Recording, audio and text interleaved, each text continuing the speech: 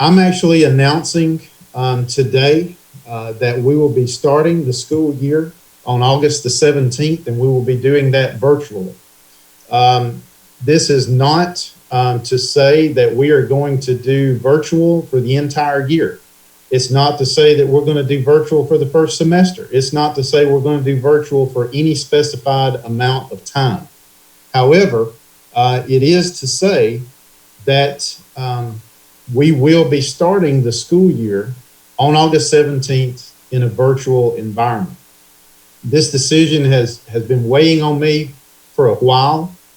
I know we need to get back to school into face-to-face instruction.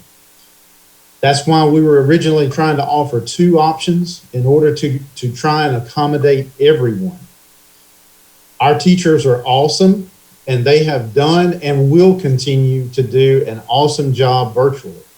But nothing takes the place of students in a Cobb County School District classroom learning from the awesome Cobb County School District teachers that we have. I realize that misinformation has been very abundant due to whatever source. And I know that everyone has been asking for and looking for answers, and answers, quite honestly, that we could not provide because we didn't have any more information than the people asking the questions did. Should we require masks? Can we require masks? What happens if students or staff doesn't wear a mask if we do require them? What will happen if? What will happen when? How will we know it's safe? And let me just give you an example that I have used in some situations, and that's, okay, we have a classroom and we have 1, 2, 3 students that come up positive for COVID-19. What does that look like? Well, the contact tracing is incumbent upon us to conduct. And then we need to provide that information to the Department of Public Health. Then students or staff that are identified in that high-risk category, which is directed by the Department of Public Health, will be out for 14 days. Well, then the question is, what requirements are there for them to come back? Is 14 days enough? Is a negative test required to return? How long is the delay in testing? Because that is what we're seeing now, is testing is being delayed, which then results in the results of the test being delayed. So there's a lot of things that are impacting this decision that I'm announcing today. As late as this morning, I received updated data from Dr. Janet Memark, and I cannot thank her enough for the multiple conversations we have been having that have been ongoing. Multiple conversations during each day, as a matter of fact. But according to the data that she has, we are in high transmission. And the guidance that has been put out by the DOE, by the state, indicates different things for the different levels of spread that we find ourselves in, whether it's low spread, medium to moderate spread, or high spread. And we are in that high spread or high transmission section right now. And we as an organization cannot add to the transmission rate increasing. In other words, when we bring 113,000 students back, however many of those we're going to choose to come back face-to-face, we bring 18,000 employees back, whomever of those would be on site, we cannot afford to add to that transmission rate continuing at that high level. We have to do everything we can to reduce that rate. And so right now, the data just very simply does not support opening in our currently proposed format. Now, again, I'm not giving a specific time frame that we will be conducting virtual for 100% of the operation. We will continue to watch the data, we will continue to analyze the data, and I will continue to work with Dr. Memark and her relationship with the state. So we want to get face-to-face instruction open as soon as humanly possible. But We also want to make this decision today that I'm announcing sooner rather than later. You know, I hate to compare it to a snow day because it's so much more serious than a snow day.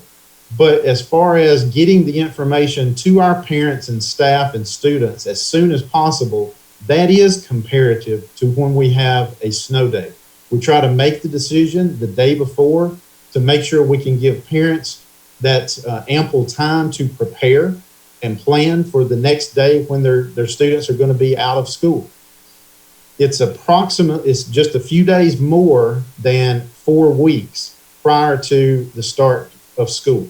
We are still going to bring back our teachers on July 27th because that delayed start of school for students gave us more time to prepare. And now that we are making this decision and announcement, it gives us that precious time that we need to make sure that we get the proper training, the proper planning, and the proper preparation time for all of our teachers to be able to conduct teaching and learning virtually. Now, let me speak to our priorities. We have always said, and we will continue to say, and we will continue to place the health and safety of our students and staff as our top priority. Our teachers cannot teach in an environment in which they do not feel safe. Our students cannot learn in an environment in which they do not feel safe. This decision was not made on a knee-jerk whim. It was not made without taking serious consideration into what the outcomes of this decision would be. But I've been receiving the data that was indicating this decision was going to become inevitable. I want to speak to our team members right now. Teachers, parapros, bus drivers, principals, assistant principals, clerks, secretaries, and all other employees that have sent me emails. Do not think that those emails have gone unread. Do not think that I don't hear your thoughts, your prayers, your suggestions, your concerns, and your fears. I hear you. Our team members matter to me. When we make decisions, that's the first priority that we have is what is the impact going to be on our team members? Your health and safety, as I have said, they matter to me. They're our top priority as we go into this next academic year that we're facing. And I realize with 18,000 employees, everyone is not going to like everything I do. Some will not like anything I do, and that's okay. You're still a team member and you still matter. Your health and safety still matter and is still the top priority regardless. I realize whatever decisions are made, they will not please everyone. Students, staff, parents. I'm not saying, again, that this decision was taken lightly. There was a lot of data that went into this decision. And I know that that data is going to continue to change. But what we are seeing is a delay in being able to get accurate data, which is brought about by the delay in testing, which brings about the delay in results.